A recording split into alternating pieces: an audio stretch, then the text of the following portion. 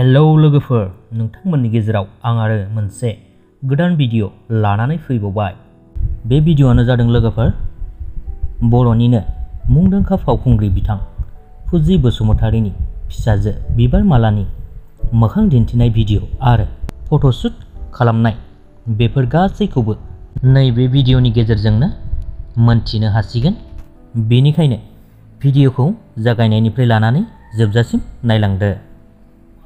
लोगोफोर, गोबां रायजो राजाफ्रानो बिथां फुजि बसुमतारीनि फिसाजोनि मोखांखौ नायनो थाखाय जोबोरैनो एक्साइटेड जानानै दंखायोमोन आरो बिथां फुजि बसुमतारीयाबो गोबाव समनिफ्रायनो फिसाजोनि मोखांखौ दिन्थिनो थाखाय बुंबोबाय थाखादोंमोन। दिनै बिथाङा अनसु ब्रह्म फट'ग्राफारखौ लाबोनानै फिसाजोनि फेस रिभिल भिडिअ आरो फट'फोरखौ सेबखांनानै लाखाबाय। बिनिफ्राय बिथाङा बे मोखां दिन्थिनाय भिडिअखौ बे दाननिनो 7 आरो 8 सेप्तेम्बरनि गेजेराव अफिसियेलि बयनोबो दिन्थिगोन होननानै मोनसे भिडिअनि गेजेरजों फोरमायहरबाय।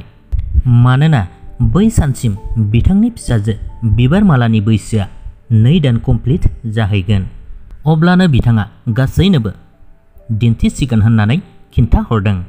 लोगोफोर, जायफोर नोंथांमोना फुजि बसुमतारीनि फिसाजो बिबार मालानि मोखांखौ नायनो एक्साइटेड जानानै दङमोन, नोंथांमोनहा बयबो 7 आरो 8 सेप्तेम्बरखौ नायनो थाखाय रेडि जानानै थाहैखादो। लोगोफोर, बेजों लोगोसेनो बे भिडिअनि आपडेटखौबो बेखिनियावनो दोनथ'बाय। गोजोन्थों।